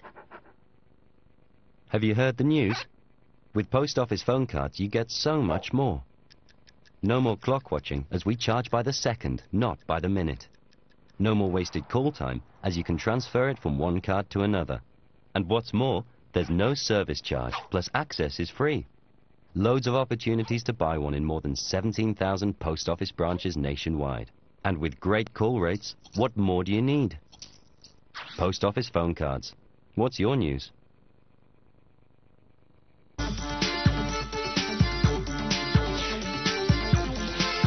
Hi, I'm George Incapi. You're watching the Tour de France on ITV. Well, the only other team, providing they continue to increase speed, that can rival Once, apart from US Postal, is Team Bianchi of Jan Ulrich, 18 seconds behind Once at the last check we had, and we're waiting now for the check at 59 kilometres for the top two teams, Bianchi and US Postal. This is AG2R, a team that have posted some very reasonable times out on the course, and I certainly, for one, did not expect to see them so high to the top of the finishing post here in the team time trial, because this team have done a superb job of work out on this 69-kilometre route. Yes, they've had a good start to the season. They won the Jacobs Creek Tour Down Under in Australia. and with Astrola, and I think that they're going to have a very good time here, which is more important. They're getting into the little zone now where they slip down a bit, but 7th place at the moment, 1:20.05, and I think they'll be pretty pleased with that. Andy Fleekinger, of course, looking for that white jersey of top young rider, and you know, it's not going to hurt him too much that time. It's a very good performance. Oh, there's a rider there just being dropped by Team Bianchi, dropped by by Jan Ulrich's team. He's given his all to the team, and right now he's going to get a chance to see just how fast the US Postal Service team are riding. Euskaltel-Euskadi, well, it's a sad position for them because they will lose themselves an awful lot in the overall standings. That was David Echavarria leading them through there, but they will slip down. And in fact, there are 2 men that we expected to ride well, Jaime Zubeldia and of course Iban Mayo, will find themselves almost 3 minutes behind in the overall classification at the end of today. There's Lance Armstrong, where's one as the winner of last year's Tour de France, but of course he's been the winner of the Tour de France since 1999, and if he can win this year, then he gets his 5th and joins a very, very exclusive club of 4 other riders. Now look at this, we've just gone through in 1:7.27, Paul. It is the best time over Once by 17 seconds. Now we never saw that time check until then. Well, that really is remarkable. That will go straight into the earpieces of the US Postal Service team. You can imagine Johan Brunel must be going absolutely ballistic right now because he has just heard that his team has gone through the 59-kilometer checkpoint with the fastest time so far. They are closing in on Jan Ulrich's team, Team Bianchi, who look good themselves, but it could well be all for one, one for all towards the end, because US Postal still have their 9 men, and Ulrich, I think, has just got that information himself. He's gone to the front. He is the captain of the ship. He's picking up the pace. He'll do long turns towards the end now. He will do everything he can to keep the team in with the chance of winning this stage. But what a comeback for Jan Ulrich, and what a great comeback to the top of the sport for Team Bianchi. But these are the boys at the moment waving the flag. US Postal Service now going inside of 5 kilometers to go to the finish. Let's not forget their performances over the last 3 years. In the year 2000, they were beaten into 2nd place by Team Once. In 2001, they had that dramatic crash and they finished in 3rd place still. And last year, they were 2nd behind Once. Just looking down here at US Postal, they're passing an Euskaltel-Euskadi rider there who's just felt a tornado go by them because he was dropped by his team. This is going to be a very, very crucial time now for Jan Ulrich, who is conceding at the moment only seconds to US Postal. Well, that Euskaltel-Euskadi rider needs to pick up the pace just a little bit because they started 15 minutes ahead of Lance Armstrong. So that guy has already lost himself 15 minutes. He will be on the border of elimination tonight if he doesn't pick it up. Here is Team Bianchi now getting toward the finish. This is the time they need to beat. This is the big battle now starting to set up, the battle that we predicted before the start of the Tour. It could very well go down to an Armstrong-Ulrich battle against in the big mountain passes. Well, the big man is back anyway. He's come from deep in the depths at the first check now to challenge for the lead here. Team Bianchi to Bianchi. They won't get to the Once time, but they might well arrive with 2nd best till US Postal finishes it off. And as they come off that final bend, it's so nice to see this colour, which used to be on the shoulders of the great Fausto Coppi. Now it's on the shoulders of the great Jan Ulrich. There he is, on the front, powering away. He knows he's running close to the leaderboard. 2nd place for the moment. 52 kilometres now, 1:19.10. Postal could well be sitting in first. They're aiming for 1 hour, 18 minutes and anything less than 57 seconds. Well, the time right now on the finish line clock is 1 hour, 16 minutes and 58 seconds. And these boys are absolutely hammering. They know what the time to beat is. They will in fact have it in their helmets right now. It will come from their man in the team car, Johan Brunel, the winner at one stage of the fastest ever road stage of the Tour de France, a brilliant tactician, and I think he's the man who went to the boys this morning and said, take it easy over the first few kilometres, but there's now just 1 kilometre to go, 1,000 metres. And these riders should accomplish that between 59 and 61 seconds, and that will give them an emphatic victory margin. They might even shed 1 or 2 riders here, but I've got a feeling this team has got a pack going. They're all going to come home together, even though the clock will seek out the 5th man for when it stops. There's the time they want to beat, 1:18.57, Yaroslav Ekinov. nicknamed Slava They're on smiling. the front. They're almost smiling. They know they've got it. This is remarkable. Landis, Phil, I didn't think he'd be at the Tour de France this year, but he's still with the boys. This is an exhibition. They've come from the back, built up their speed all the way. There is Lance Armstrong up into second place in the Tour de France tonight. He'll be the first of his bite to congratulate Victor Hugo Peña, because he overnight is the highest place to this team. He will be the next yellow jersey in this Tour. He is Colombian, and no Colombian has ever led this race in 100 years. As they come to the line now, watch the clock. It's the best time. Hincapie's mixing it at the front. He waves. There you go. 1:18.27. That was a superb demonstration. Absolutely remarkable, Phil. That is incredible. They've really done the superb time that they wanted to do. They've dreamed about this since back in the year 2000 when they finished second. Big Pavel Padronos on the front here. He was brought into the team specifically for the team time trial, specifically for the flat stages. Roberto Heras, I would think, cannot believe this. And Ekimov, hand in the air, the winner of the Olympic Games in 2000, now with the team, the winner of the team time trial here at the Tour de France. And with that, a brand new yellow jersey. So there's the result. US Postal with a clear half-minute on the next quickest finishers. Joseba Bolocchi's Once team, with Jan Ullrich and Bianchi another 13 seconds behind them. David Miller's Cofidis teammates held him back. He and they finished over 2 minutes down. Well, Victor Hugo Peña may be the best placed US Postal rider in the classification, but not on the podium. Lance Armstrong wasn't conceding the top step for the stage win presentation, although he did sound genuinely pleased afterwards when he spoke to Ned. Congratulations, you're coming to the fore. Great team performance.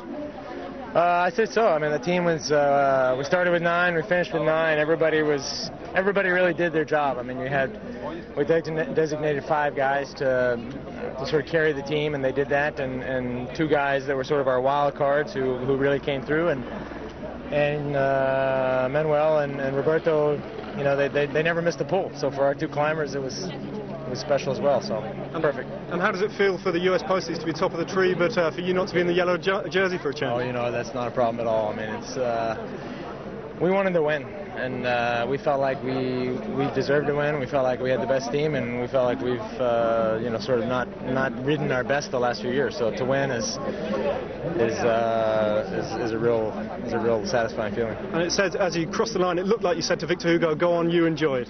I mean, the whole day, the whole ride, I kept telling him, you know, because sometimes people have bad patches, and I just say, "Hey, Victor, you know, which jersey do you want at the finish line?" And he was super. Well, other Colombians have won stages and the King of the Mountains competition, but none of them has ever worn the yellow jersey. Victor Hugo Peña has now, and he told Matt Randall how it felt. Victor Hugo, llegando a la línea, Lance te dijo algo. Desde 20 kilómetros antes me decía que necesitaba lo máximo de mí porque quería verme de amarillo y quería finalmente ver el equipo ganando una crono por equipos. Qué felicidad, ¿cómo puedes calificar este momento? Quisiera estar en mi país ahora mirando, siendo parte de aquellos que se paraban en las vitrinas a mirar televisión para ver a Lucho Herrera, a Fabio Parra anteriormente, y que ahora pues espero que me hayan estado mirando a mí también.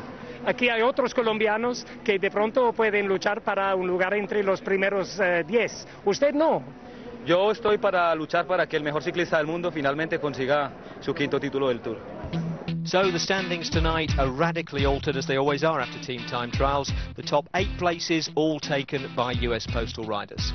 The first non-postie is Joseba Bolocchi in 9th, with Jan Ullrich now 12th, 38 seconds behind Lance Armstrong.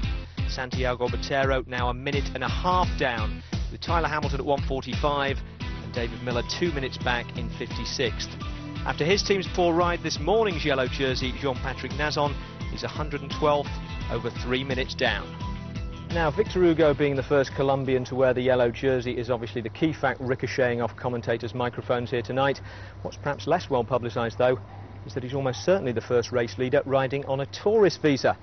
What happened is that Victor Hugo has been living happily in Spain for the last 5 years, tried to get back into the country a couple of months ago, and for some unknown reason was stopped by immigration. And once his face has been all over the world's back pages, perhaps the Spanish authorities will recognise him and sort his visa out. Now, of more immediate interest is the fact that he will be in yellow tomorrow for the start of Stage 5. 196 kilometres from Troyes to Nevers, which, as usual, you can see on ITV2 at 7 p.m, with those highlights repeated late night on ITV1. That's it from Saint-Dizier, though. You think this win went down well in Colombia? I think it probably did. Última curva, tengo los hombres de Colombia, suena el silbato. Peña, Peña es el nuevo líder. Peña es el nuevo líder. El colombiano es el nuevo líder. El colombiano es el nuevo líder, señoras y señores del Tour de Francia. Colombia, Colombia, Colombia por primera vez en la historia se pone de líder, emulando y recordando a los Herrera, los Parra, las gestas del Tour de Francia en la carrera más importante del mundo. Un santanderiano de raca mandaca, Víctor Hugo Peña, se pone de líder del Tour de Francia, César. Santiago Botero and Tyler Hamilton are both now over a minute and a half down on Armstrong, with David Miller at the 2-minute mark. The man whose share price fell most yesterday, though, was Jean-Patrick Nazon. 111 places from race leader to face in the crowd. Now, this is today's route, 196.5 kilometres from Troyes to Nevers, 3 intermediate sprints and a couple of fourth category climbs. Nothing too vicious, but not particularly welcome in this heat for any riders struggling with illness or injury. And Tyler Hamilton definitely falls into the latter category. He's riding with 2 hairline fractures of the collarbone, remember, and early on he was back at the doctor's car. It looked as though he decided he'd be more comfortable in the heat with the strapping off his injury. Anyway, while he was battling on, up front 5 riders had made their move. Laszlo Bedrogi of Hungary and the Quick-Step team, credit Agricole's German strongman Jens Voigt, and 3 French riders, Laurent Jalabert's younger brother Nicolas, who rides for CSC, Ludovic Turpin of AG2R, and Frédéric Finot of Jean de la Tour, getting into his second big break of the race this year. Now, Finot led the break over the first climb of the day, and that put him within striking distance of the lead in the King of the Mountains competition. Bonjour, je suis Laurent Brochard et vous regardez le Tour de France sur High TV. Well, this year's Tour de France has so far thrown up more than its fair share of riders hitting the tarmac, thankfully without any serious consequences. But these guys have a capacity to just shrug their shoulders and get on with it. After all, for them, risking life and limb is just part of the job. From its earliest days, the Tour has taken its toll. The quest for speed has always tempted riders to go beyond the limit of what is safe. In 1935, Francesco Cepeda was the first man to lose his life on the Tour. But it wasn't until 1947 that Tour winner Jean Robic became the first rider routinely to wear a helmet. Over the decades, they have become commonplace and have doubtless saved lives.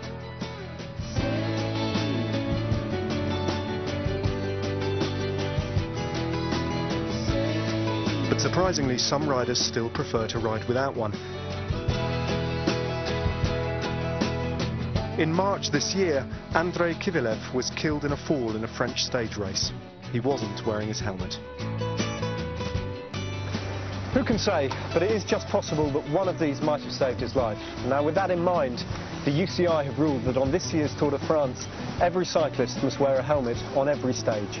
Cofidis teammate David Miller is in full agreement. If there's only one thing we can do for Kivilev's memory, that's it, you know, and if that's the only thing we can do, then I think should do it. Jens Voigt too has reason to put safety first. You only got one head, so you got to protect it, and I think if it's not 40 degrees in the shade, then the helmet is not disturbing you that much. I mean, the helmets in these days, they are light. They weigh like 200, 250 grams. They got big holes for air ventilation, so it doesn't bother me at all. And I already had the helmet on all the time before because, you know, I got 3 kids at home, and you know, I'm completely pro. It's a good idea. And Tyler Hamilton believes that riders will come to accept the new ruling. Before, I might take my helmet off because it was so hot, and I see other riders without helmets, and I felt like they were at an advantage. So sometimes you need a little extra pickup, and that might be it, to cool off a little bit. But now we're all in the same boat. Helmets are mandatory, and it is what it is. At first, you know, I felt like there was a lot of resistance in the peloton, but I believe after one, you know, next year at this time, nobody will even be talking about it. So far, all this year's fallen riders thankfully have suffered nothing serious, but danger is never far away from the Tour. Fabio Casatelli was the last man to lose his life in 1995. Lance Armstrong, his teammate at the time, understands the complexities of racing in the Tour de France. I think the race has everything. I think it has difficulty, it has joy, it has excitement, it even has death, which I've seen up close. But to me, it's an event that I wasn't born with and I wasn't raised with, but I've learned to love. Nobody associated with the Tour de France would want to take away from its drama, but everyone is hoping that its tragedies become a thing of the past. Back out on the road, the breakaway is less than 30 kilometres from the finish in Nevers, and the gap back to the chasing pack is 48 seconds. This is Laszlo Boudrogi on the front, a great time trialist. He'll be happy with his operation this afternoon. I was very impressed with the ride by Quick Step David Tamon yesterday as well, because they also did an excellent team time trial, pulling themselves up to finish 5th at the end of the day. It seems as if a lot of teams went out with a very interesting tactic to start off slowly and save some energy towards the end, because at the end there was a very strong headwind over the last 30 kilometers or so, and the teams that actually started slowly accelerated towards the end, and that seems to be what the main field is doing right now, because the time gap starting to come down once again. We're down to 48 seconds over the main field. But these guys are a fair way down in the overall classification, and maybe if Laszlo Boudrogi hadn't been in this breakaway, they may well have allowed them their freedom, because, for example, men like Turpin and Finot, they're a long way down, more than 6 minutes behind in the overall classification. It's not been a waste of time, of course, because Finot is now the new leader of the King of the Mountains, and it's his first Tour de France. He's a young bike rider, and he's going to pull on the leader's jersey at the finish. And as I said earlier, this man he lives very close to Nevers and rides for the local cycling club, so that's an incredible achievement for him. And well, he showed us his talent a couple of days ago when he was in a breakaway of 197 kilometres and he was caught 2 kilometres from the line. So this is a little bit late, but it's come. It's a just reward. But it's huge for a young bike rider to get any recognition in a race like the Tour de France. It's an indication that he can rival the best men in the world, and for him it will be a very special day. But it's been a special tour so far for the Jean de la Tour team. They were heavily criticised by Lance Armstrong for their selection as a wild card into the Tour de France. They were heavily criticised by Mario Cipollini, the world champion, who felt that they had taken his place. But wearing the yellow jersey, having their man Jean-Patrick Nazon in yellow and finishing second on the stage, King of the Mountains competition at the end of the day, maybe they'll only lead it for a couple of days, but they have proved that they are in the Tour. Now a last-ditched effort here by Frédéric Finot to finish off the golden day for this man, heading to the road, heading to the town he knows so well. He was born there, and Frédéric Finot is driving clear the field. It is a last big effort. There's the cavalry on the horizon, and the others not bothering to react. And I don't blame them, but he's going to give it a good shot. He's got 23 kilometres to hold on. Well, he's going to have a hard job to survive. A quick photo there at the side. We caught a quick glimpse of the devil there, but he's not the real devil. He's a man who dresses up as the devil and comes to finish the last 20 kilometres of the Tour off for all of these riders. But Nevers, let's not forget, Phil, as we see these men being pulled into the main fold, leave now just one lone leader off the front of the main peloton. It's Frédéric Finot, who at the end of today's stage will be crowned as the leader of the King of the Mountains competition, charging into home ground, and not too far away from here, in fact, is a very famous Formula One circuit, the Magny-Cours, where they had the French Grand Prix just a couple of days ago. Just looking here at Jens Voigt, just easing up. What a long way they've been away today. They've worked so hard, all for nothing. The pressure is not on at the front end of the main field. They know they can pounce when they want and pull him back in. He's just 18 seconds off the front end of the main field. Hasselbacher, the Austrian sprinter at the back here, covered in bandages from his crash just 2 days ago. And I think the main field are just ready now, getting themselves set up for what is going to be another pretty dramatic sprint finish. It's a reasonably wide road as they run into the finish, not extra wide, but it's very sticky because the tar has melted and a lot of the surface has disappeared, and that will make it very difficult on the run into the finish. FDJ.com, the Française des Jeux, which is the French lottery, on the left of our picture. They've had a great race so far, couldn't have imagined one better for them. The Lotto team are nursing the early leader in the green jersey for the points competition. And that, of course, is Robbie McEwen. Still looking, though, for a stage win, as now it looks as though the catch is imminent. Certainly are a lot of sprinters in the Tour de France this year. The team on the front right now, Fassa Bortolo, are working for their sprinter Alessandro Patacchi, but this may well be a stage for possibly the German sprinter Eric Zabel to come out and show us just how rapid he can be. He'll be challenged by Oscar Freire and, of course, Robbie Hunter from South Africa, who I feel probably has a fair amount of team responsibility to work for the man who was a two-time champion of the world. In the other teams, we've got to think about Robbie McEwen and, of course, the Frenchman Jimmy Casper. Well, it's a sad sight, but he did try to desist, but there the catch is almost on now, and the peloton, 195 of them, are still looking as though they haven't yet turned the screw quite tight enough. But once they pick up Frédéric Finot, then they're going to start the counter-attacks here, I think, and that is why the sprinters try not to make the catch too soon, because now they have to become active and start stopping others trying to escape. Hello, I'm Michael Bogart, and you're watching the Tour de France on ITV.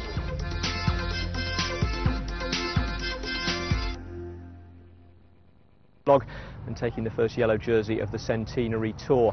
This view is from a camera inside the Cofidis team car, although it's not so much the pictures that tell the story as the sound, which comes from Cofidis Director Sportif Francis van Londersela. Allez David, allez! Super David, allez mon grand, allez! Allez, je veux! Allez gagner, allez on va gagner, allez! Allez David, allez! Allez je donne David, allez! Allez, 4 secondes d'avance sur tout le monde! 4 secondes de mieux! Allez! Attends, on change de vélo! On change de vélo! On change de vélo! Allez David, allez! Il fait le meilleur temps. Il fait deuxième temps. Alors ça s'est passé comment? Manager Alain Bondu in the passenger seat there, seeing his career flash before him. Now, back out on the road, Jérôme Pinault of Brioche La Boulangère has made what looks like a doomed attempt to ride off the front, because the pack is... What is happening right now is the strategy behind is the teams of the sprinters are trying to make sure that nobody slips off the front before we get into town. They won't be too worried about one man being clear, because one man being able to ride at 60 kilometers an hour is a very tall order to run to, and I have a feeling this young man will actually be just left out there to fry in what has been a very hot afternoon here at the Tour de France. Temperatures approaching 90 degrees Fahrenheit, well into the 30s Celsius. Jérôme Pinault of Brioche La Boulangère is not very much more than 8 or 9 seconds off the front end of the main field, but at a stage like this field, the main field can just cruise along at 55 kilometers an hour. And they certainly can drive at those sort of speeds. We finish in front of a huge crowd today. We're out just outside the actual city of Nevers. It's a very narrow city with a lot of pedestrian areas, so you couldn't take the Tour in there. We're on the banks of the River Loire today as they get down towards the finish.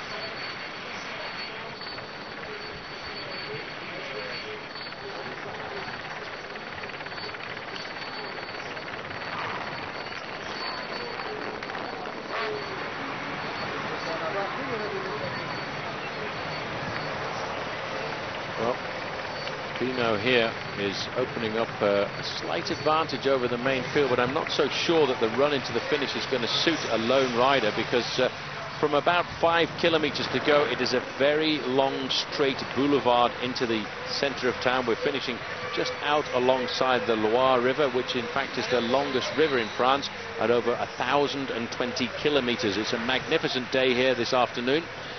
Pinault, in fact, had a fantastic win last year. In fact, that was in the Tour of Normandy. He's now thinking about taking glory. It's amazing, Phil, the amount of glory that the French teams have got out of these first few days of the Tour de France. It's so hard for the foreign element to control, because these boys are in their shop window, showing themselves off to a public which is glued to the television screen, and if they're not, they're actually watching it on the roadside.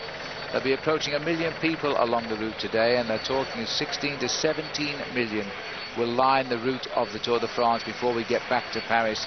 So this man has a lot to expose, really. And you know, he's never won a bike race because he won the overall classification in a very competitive Tour of Normandy, but he never won a single stage of the race. So he's never actually crossed the line as a winner. There's absolutely nothing in the sport like crossing the line in first place on a road stage of any bike race and being able to throw your arms in the air. It's impossible to explain the joy that goes through your body when you can do that. It's a magic feeling. I did it a few years ago. I think I've forgotten. Oh, no, you never forget it, Paul. Never. And this man will never forget it if he wins either. But it's going to be tough for him. He's got officially a lead of 10 seconds. Still going away rather than going back to the peloton. There's the peloton itself, fanning out a little bit. Not organised at all just now. It's the little rolling hills which are going to hurt these legs now and ruin his rhythm. He's right at the top end of his speed here. There's not much more left. He's just going to try and hang on. He will never look over his shoulder because it doesn't matter. He knows the Tour de France is sitting right behind him, and he's going up. It's 12 seconds. 12 seconds, but it really is not enough as far as I'm concerned. You can see the main field right there fanned across the road. They know they can pounce and take in their prey whenever they want. The race, by the way, has finished in Nevers 3 times before. Back in '62 it was Bruni got a win, and then in 1971 it was Eric Le Mans, and in 1986, the last time we came here, it was the big Italian sprinter Guido Bontempi. Coming up to the front here, Brioche La Boulangère. This job here is to try and slow down the pacemaking of the men on the front. 6 kilometres from the finish. They've got to work it out pretty soon. The Lotto boys are queuing up behind there to try and do something about it. I can see Robbie Hunter also there for Rabobank. The only South African cyclist in the event, and South Africa's getting themselves 1 or 2 good bike riders on the international circuit now, but there's no doubt that Robbie is still the very best. Robbie's a great sprinter. We've seen him many times racing in events like the Tour de Langkawi. In fact, last year he was so dominant at the Tour de Langkawi. I thought he was going to take the overall win because he won the time trial and climbed exceptionally well. There's the champion of Australia down there, Stewie O'Grady. Interesting that, Paul. Again, Stewart is coming to the front to have a little luck at the finish, because I think sooner or later O'Grady is going to land a win. He's won the stage before in the Tour de France. He's also on 2 different years worn the yellow jersey. In fact, he's got a total of 9 yellow jerseys in the Tours de France he's ridden. There's Robbie McEwen, just watching from afar at the moment in that green jersey. He's waiting for the gaps to open before he comes through. Maybe we're inside 5 kilometres to go. That's the banner. There's the charge underneath the banner. They're still saying it's 10 seconds. Well, I think we can give him that. Jerome Pino, though, don't look round. He is pedalling as fast as those bronze legs will take him. He is only 23 years of age. He dare not look back right now, because if he does, he'll get an awful shock. He will see the whole peloton of the Tour de France charging down upon him. It is such a difficult thing to hold off the front end of the main field at speeds like this. The main field right now are pushing 55 kilometres an hour as they charge into town. When they start the sprint in earnest, there have been occasions when they've been as high as 70 kilometres an hour. This is going to be a humdinger of a finish, and it's a fairly strong, straight 5 kilometres now. Unfortunately, at 750 metres to go, there's a nasty little left-hand bend, and these guys will all be fighting to get into that bend in the first 3 or 4 places. And that will be the crucial turn. If you're going to win the race, you need to be the first 10 riders around that bend with the run up to the line. We're going under 1 more kilometre, ticked away at 4 kilometres to go. They are still lining up behind him. The gap is now 7 seconds, but they are virtually fighting each other to get to the front of the peloton right now. Many of the riders up there are Français de Jeu, which is most interesting today. Baden Cook looking for another win.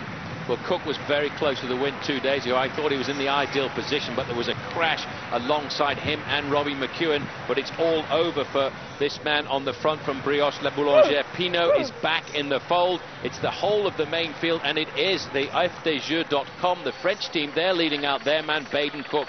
He's a very explosive sprinter, and he can be led out by one of the fastest men in the world over 4,000 metres, Bradley McGee, champion of the world at the pursuit. Just look at the style of this man. He sits there locked into that position, those legs pumping like pistons. If you can hold the speed of 50 kilometres an hour, and not many people can, believe me, then nobody can sprint up the front of the group because they can't lift the edge of the speed. And this is fantastic pacemaking now. This is why France-Stage did not ride a hard team time trial yesterday. They have no aspirations for the overall bike race here at the Tour de France, but as they come now inside of 3 kilometers to go, they are thinking about another stage victory. But they're now slowly being challenged by the white and blue jerseys of Fassa Bortolo, the team of the man who's turning out to be king of the sprints, Alessandro Petacchi. Rabobank right on the front this time. A little bit of a sweeping right-hander here now. Then it's the roundabout on the inside. Now it's a massive long straight before they make a left turn up towards the line.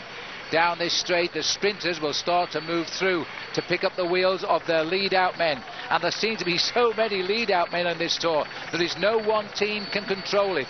Andy Flickinger, AG2R, he's looking for his man Jan Kursipuu, who will be in the middle of that gaggle of riders right now, waiting for the last moment to come to the front. Kursipuu has always been successful, Phil, after the team time trial. He won last year after the team time trial. He did the same 2 years ago, but I think he may well have sore legs today. AG2R did a good team time trial yesterday. Flickinger on the front, though, is keeping them right to the front and out of danger. Inside of 2 kilometers to go, Fassa Bortolo take over control once more. About 6 men down. I saw Stuart O'Grady, the champion of Australia, and just behind Stuart O'Grady we had Eric Zabel locked in on his wheel. Watch out for that all-green colours of Robbie McEwen. He has a habit of hiding until the very last couple of metres to the line. There's been a crash at the back. There's not affected the front end of the race right now, but 1 or 2 riders have gone down heavily. It's an Once rider down there. It's hard to see. It is not Yoshiba Bolocchi. I'm fairly certain of that. But this is what happens as you come into the last kilometre or so. Angel Vicioso, he's a good sprinter. He's out of the count for today. A good sprinter and losing time. He's a man who probably would have got in the action, but we really need to get back up to the front now because Vicioso will just have to limp in. Let's hope he can get on his bike. Back to the leaders here now. Lotto is still driving as they come up towards the final kilometre. And we still have that turn to come before the finish. It's a tricky one. The whole pack now are massing at the front again. A little tumble might have disrupted the positions of some of the riders. Well, they're all over the front. In fact, it's Lotto Domo. This is Leon Van Bon. He'll be thinking about his man, Robbie McEwen. McEwen is right in there. There's the green jersey, McEwen. There are Aussies all over the place right now because Baden Cook is in 3rd position. Jan Kursipuu is on the left-hand side. Zabel is right in with the mix too. And there is McEwen in 5th place. Bradley McGee was 1st round, the big lead-out man who can turn up the speed towards the finish. But Stuart O'Grady's got himself in a good place. We've got Baden Cook 2nd wheel, O'Grady 3rd wheel, Zabel 4th wheel. These are the big sprinters and the Aussies are in it again this time. Here comes the lead-out from the leader of the Tour for the first 3 days. Bradley McGee trying to launch Baden Cook for his 2nd stage win. But Stuart O'Grady this time I think might have other ideas. Baden Cook on the left.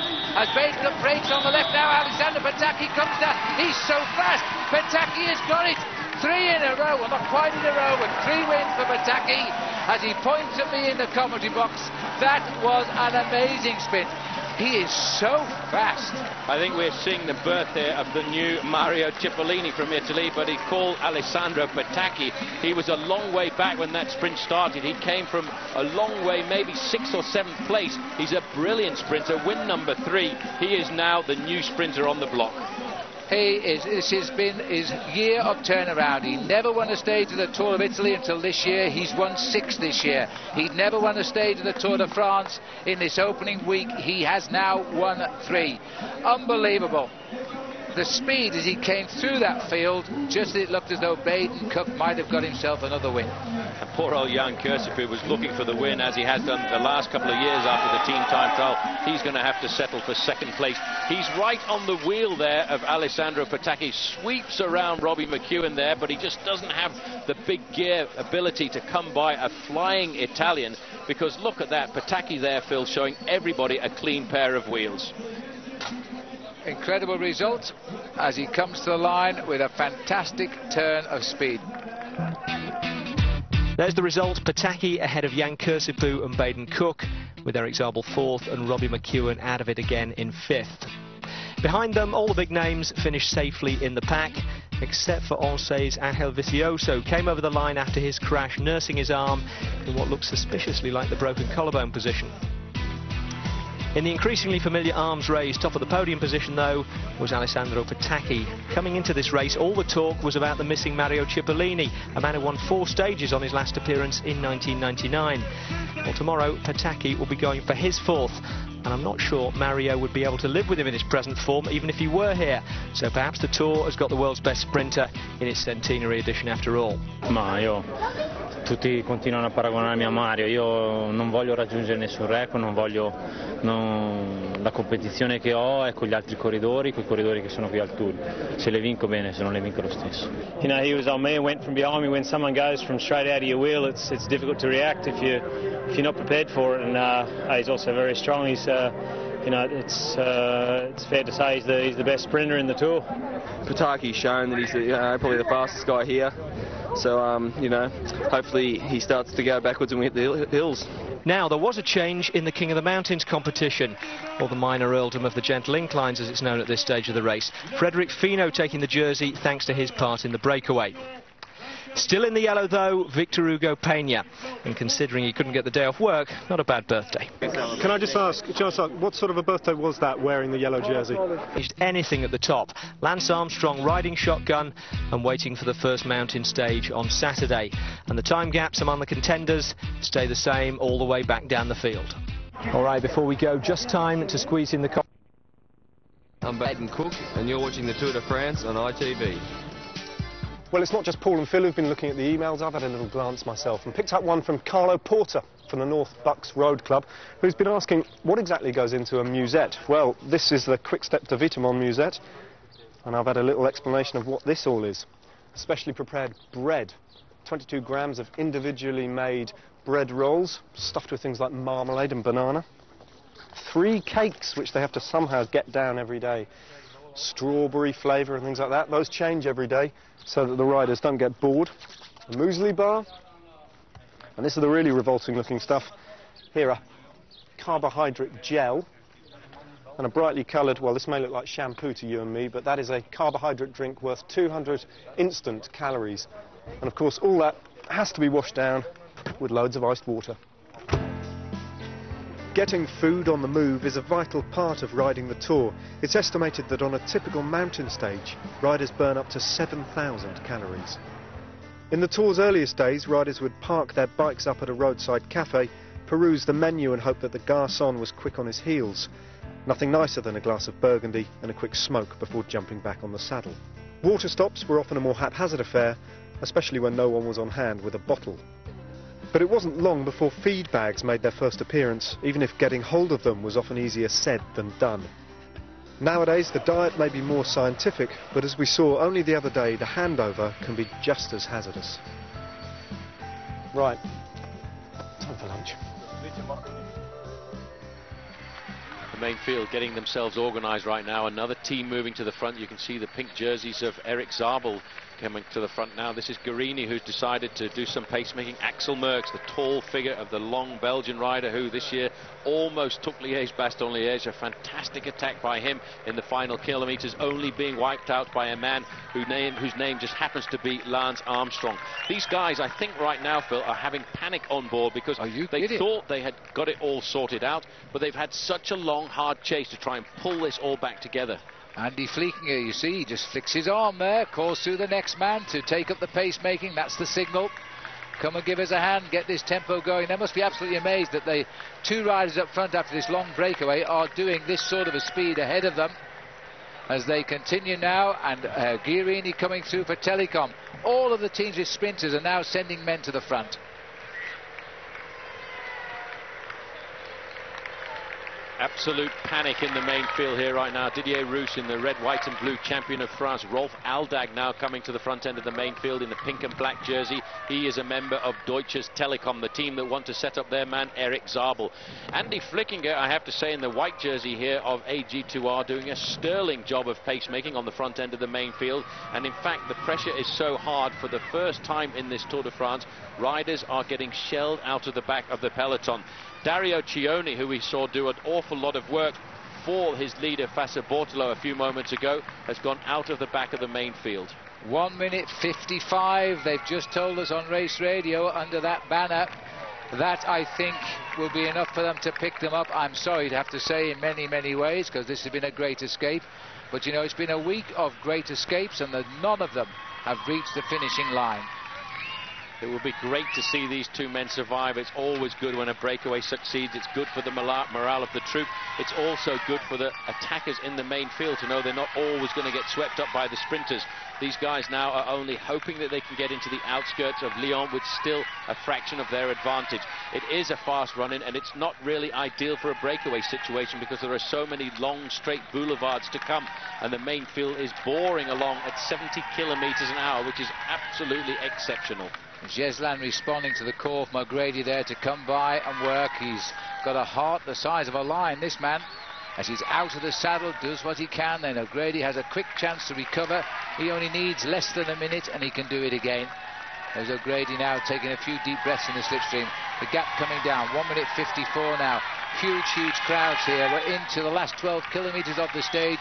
We're into the suburbs really now of Lyon, which is being visited for the 16th time in the history of the Tour de France. It was well used in the early days, 1903 and 1904, and now they're seeing the return of the great men of the Tour de France. There were no Australians in the race, by the way, 100 years ago.